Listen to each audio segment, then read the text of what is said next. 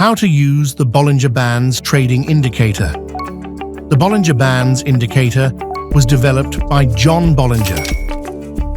It consists of 3 lines, a moving average and 2 outer lines, which are adjusted according to market volatility. These lines expand when the market is volatile and contract during calmer periods, helping to evaluate market dynamics and potential price reversals. How to set up the Bollinger Bands indicator for quick trades. Starting at 5 seconds. For short-term trades, use a period of 20 and a deviation of 2.